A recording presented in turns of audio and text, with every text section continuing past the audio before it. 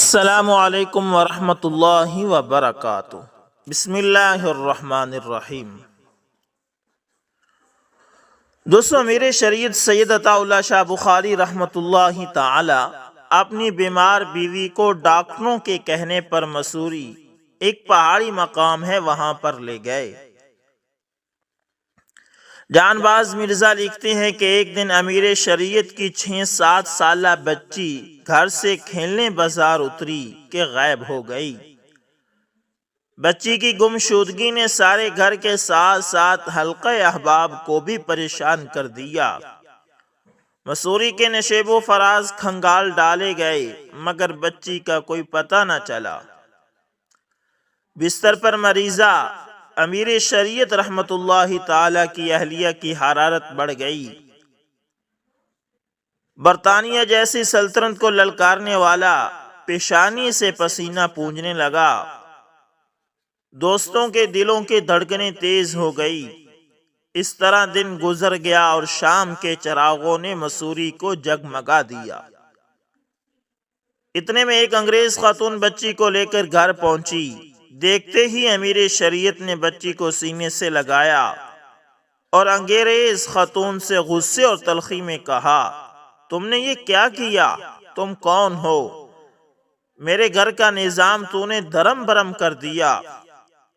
انگریز خاتون امیر شریعت رحمت اللہ تعالی کی یہ گفتگو نہ سمجھ سکی، مگر اس نے انگریزی میں کہا، عرصہ ہوا میری بچی جو شکل و صورت میں بالکل ایسی ہی تھی فوت ہو چکی ہے۔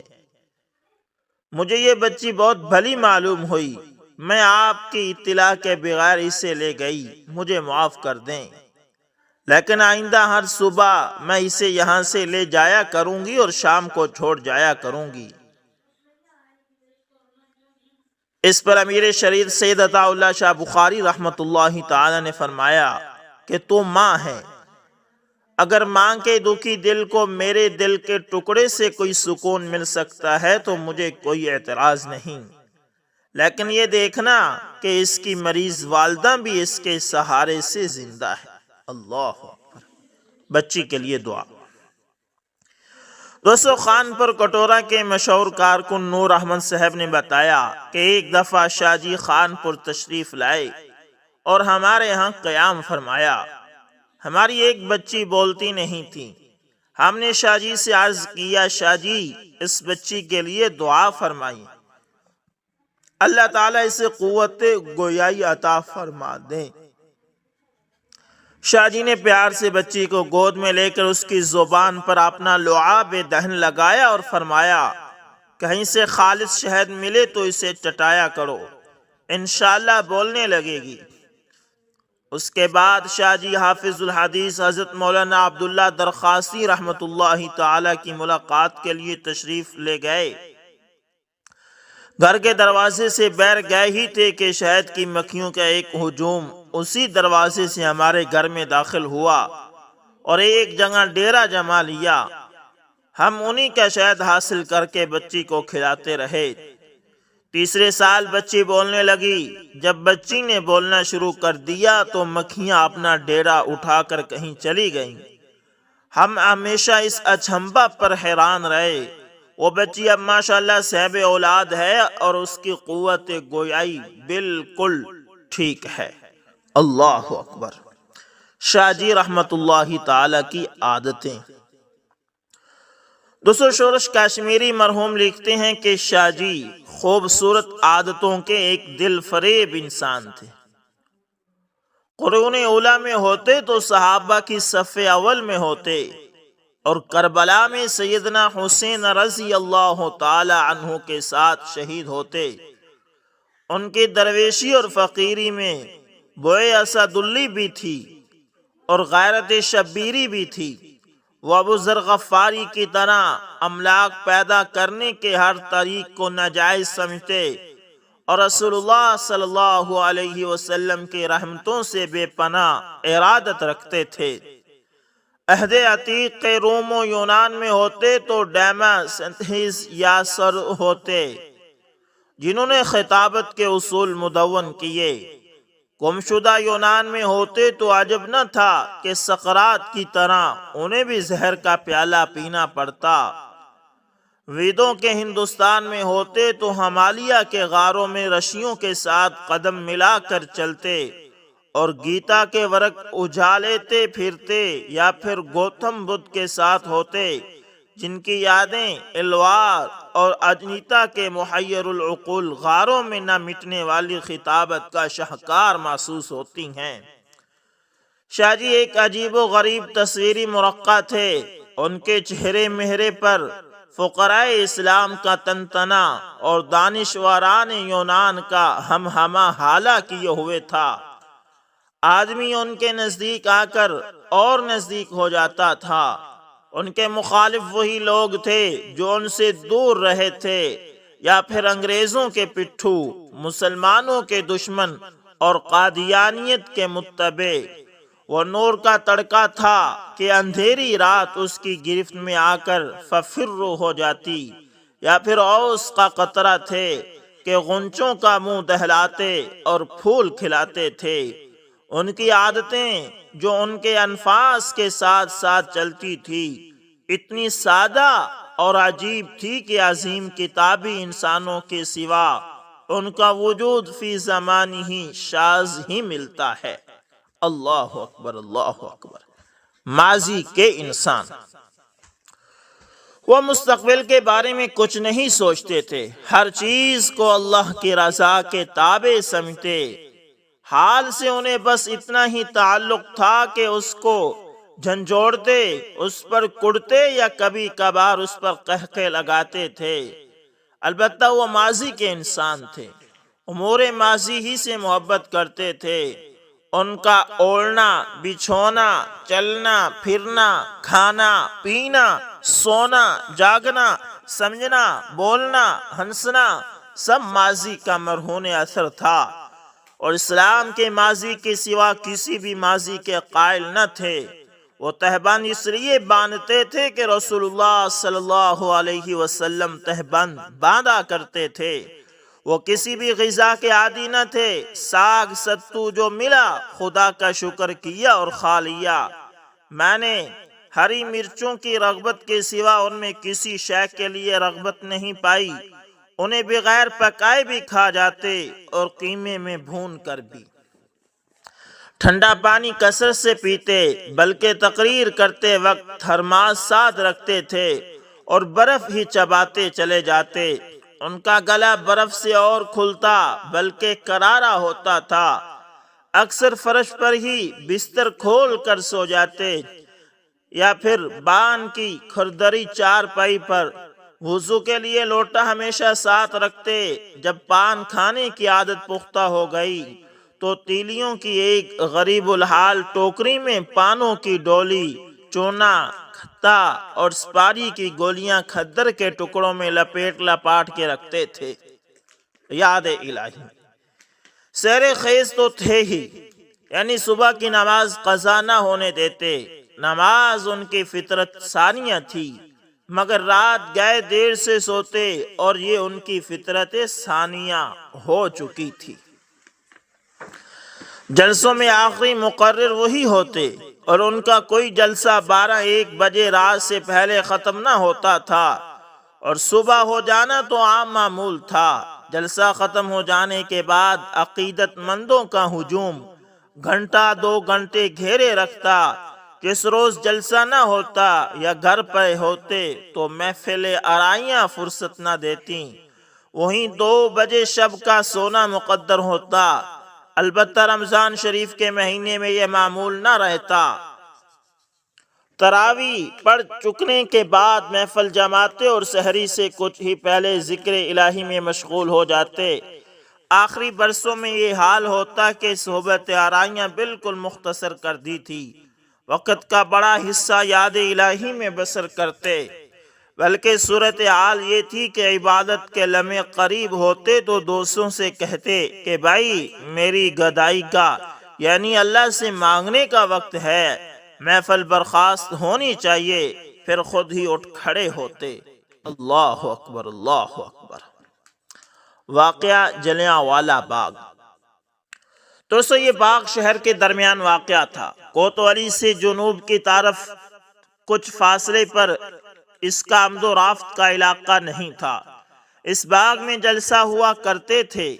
ماشاء اللہ ہو جانے کے بعد ایک ہفتہ تک شہر میں حکومت اپنا نظام قائم نہ کر سکی۔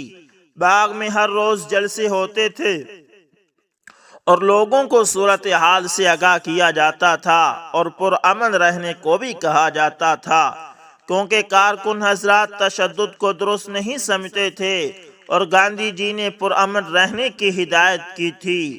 13 اپریل اتوار کے روز بیساکھی کے دن امرتسر میں خاص ہجوم تھا۔ لوگ دیہاتوں سے بڑی تعداد میں آئے تھے۔ جلیانوالہ باغ میں جلسہ ہو رہا تھا۔ حاضری معمولاً بھی غیر معمولی ہوتی تھی، لیکن بیساکھی کے دن غیر معمولی ریکارڈ بھی مات ہو گیا۔ لیفٹیننٹ گورنر لارڈ ایڈوائر کی ہدایت کے مطابق جنرل ڈائر فوج کا ایک دستہ لے کر شہر میں آیا۔ اس نے کوتوالی کی طرف بڑھ کر عام آمد و رفت کا راستہ روکا اور آگے بڑھ کر کوئی تنبیہ کیے بغیر فوج کو گولی چلانے کا حکم دے دیا۔ ہزاروں زخمی اور سینکڑوں قتل ہوئے۔ بھاگ دوڑ میں نکلنے کا کوئی راستہ نہ تھا۔ لوگ مکانوں اور دیواروں کو پھاند کر بھاگنے لگے، لیکن مسلمان سب سے زیادہ تختے مشق ستم ہوئے۔ ڈائر اور اس کے فوجی واپس چلے گئے اور لوگ بھی ہراساں ہو کر جدھر رخ ہوا ادھر بھاگ نکلے۔ سید عطا اللہ شاہ بخاری پر حادثے کا رد عمل۔ اس قتل عام نے نہ صرف امرتسر کے شہر اور ضلع میں آگ لگا دی، بلکہ قرب و جوار کے لوگوں میں بھی اپنے مرنے والوں اور زخمی ہونے والوں کی خبر سن کر غم و غصہ کی لہر دوڑ گئی۔ اخبارات میں جب اس قتل عام کی خبر پھیلی تو سارے ملک بلکہ ساری دنیا میں انگریزی تشدد کے خلاف گہرا جذبہ پیدا ہوا۔ نوجوان سید عطا اللہ شاہ بخاری کی رہائش گاہ بھی کوتوالی اور جلیانوالہ باغ کے قریب ہی تھی۔ اس سانہ جان کے طبیعت متاثر ہوئے بغیر نہ رہ سکتی تھی۔ ترکوں کی شکست کے بعد خود اپنے گھر میں انگریزی مظالم کی داستان ایک چشمدید واقعہ بن کر سامنے تھی۔ جو شیلی طبیعت، تڑپنے والا دل، تڑپانے والی زبان کب تک خاموش رہ سکتی تھی؟ قسمت نے پہلے ہی کرسمس کے دنوں میں کانگریس کا سالانہ اجلاس امرتسر میں کرانے کا فیصلہ کر چھوڑا تھا۔ اب انگریزی حکومت کے سامنے یہ سوال تھا کہ آیا کانگریس کا اجلاس امرتسر میں ہونے دیا جائے یا نہ۔ اجلاس کا فیصلہ دسمبر 1918 میں ہو چکا تھا، اس لیے اسے خود ساختہ فتنے سے تعبیر نہ کیا جا سکتا تھا۔ ہندوستان کے چپا چپا میں جلیانوالہ باغ کے مظالم کی داستان پہنچ چکی تھی۔ دنیا کی رائے عامہ بھی برطانیہ کے خلاف تھی، اس لیے اس اجلاس کو روکا نہ جا سکا اور وزیر ہند نے اعلان کر ہی دیا کہ کانگریس کا سالانہ اجلاس امرتسر میں ہونے دیا جائے گا اور اسے روکا نہ جائے گا۔ وائس سے سیاسی لیڈر تک۔ مولانا محمود غزنوی لکھتے ہیں کہ 1919 کے مارشل لا کے بعد میں نے امرتسر میں پبلک جلسوں کا انتظام کیا۔ جلیانوالہ باغ میں انگریز کے ظلم و ستم اور تشدد کی وجہ سے تمام پنجاب اور امرتسر میں خوف و ہراس تھا۔ میں نے اس خوف و ہراس کو ختم کرنے اور اس کی جگہ عوام میں آزادی کی تحریک کو پھر سے زندہ کرنے اور برطانیہ کی اسلام دشمنی مین کو بے نقاب کرنے کے لیے مسئلہ خلافت کو سامنے رکھ کر شہر کے مختلف مقامات پر جلسوں کا انتظام کیا۔ اس وقت میری عمر 35 سال تھی۔ حکومت کے تشدد سے بے نیاز ہو کر جب میں نے تقریریں شروع کی تو عوام میں ہر وقت میری گرفتاری کا چرچا تھا۔ میں نے اللہ کے نام پر اپنے مشن کو جاری رکھا۔ جو قلبی سکون مجھے اس وقت حاصل تھا میں اسے بیان نہیں کر سکتا۔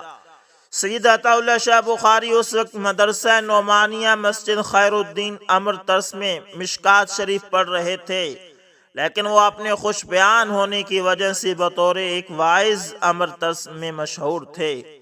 میری ایک تقریر چوک کٹرا سائیڈ میں ہو رہی تھی۔ اس کے بعد ہر دوست کا خیال تھا کہ میں گرفتار کر لیا جاؤں گا، اور ساتھ ہی مجھے دوستوں نے نصیحت کرنی شروع کی کہ زمانہ بڑا نازک ہے، آپ اس قسم کی تقریریں نہ کیجیے۔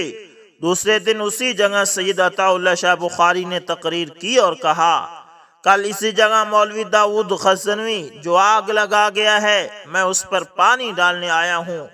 شاہ جی کی اس تقریر سے عوام میں غلط فہمی پیدا ہوئی۔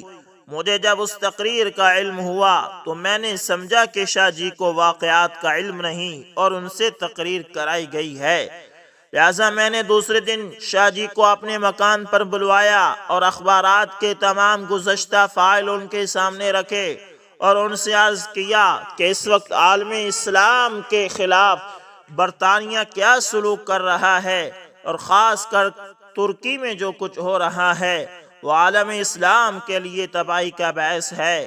یہ حالات سن کر شاہ جی نے فرمایا کہ میں نہ تو اخبارات پڑھتا ہوں اور نہ میں نے سیاست میں کبھی حصہ لیا، اس لیے مجھے حالات کا علم نہیں۔ میں نے عرض کیا، اگر آپ تمام حالات معلوم کرنے کے بعد میرے ساتھ مل کر کام کریں تو اس وقت مسلمانوں اور عالم اسلام کی بہتر خدمت ہو سکتی ہے۔ شاہ جی نے فرمایا، میں تو ایک طالب علم ہوں، ان حالات میں کیسے تقریر کر سکتا ہوں؟ میں نے کہا، آپ 2-3 مہینے میرے ساتھ جلسوں میں شرکت کریں۔ شاہ جی میں جذبات کی کمی نہ تھی، تقریر کی قابلیت ان میں قدرت نے ودیعت کر رکھی تھی۔ چنانچہ تھوڑے عرصے میں شاہ جی خلافت کے موضوع پر حالات حاضرہ کے بہترین مقرر بن گئے۔ پھر تو ان کی تقریر کا یہ عالم ہو گیا کہ نہ صرف امر طرز بلکہ پنجاب سے بہر سارے ہندوستان میں وہ اپنی ایمان پرور تقریروں سے لوگوں کے جذبہ حریت اور ایمان کو گرماتے رہے۔ یہ ان کے خاندانی شرافت یا عالی نسبی سمجھیے کہ اس مقام پر پہنچ کر بھی وہ مجھے اپنا بڑا بھائی ہی تسلیم کرتے رہے اور استاد تسلیم کرتے رہے۔ اللہ اکبر۔ دوستو، یہ تھے سید عطا اللہ شاہ بخاری رحمۃ اللہ تعالی کے چند واقعات جو آپ کے ساتھ شیئر کیے، اور ان کی اعلیٰ خاندانی اور ان کی اعلیٰ تربیت کے چند واقعات آپ کے ساتھ شیئر کیے ہیں۔ امید کرتا ہوں کہ ویڈیو اچھی لگی، اگر لگے تو لائک شیئر کمنٹ لازمی کریں۔ ملتے ہیں کسی نیکسٹ اچھی سی ویڈیو کے اندر، تب تک